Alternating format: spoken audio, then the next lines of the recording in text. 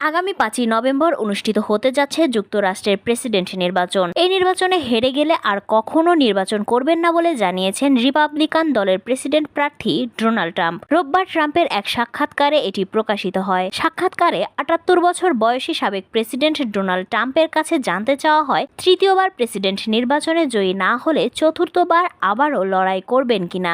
জবাবে ট্রাম্প বলেন, আমি এটা করতে পারবো না। আমি মনে করি এবারের নির্বাচনেই জয়ী হব।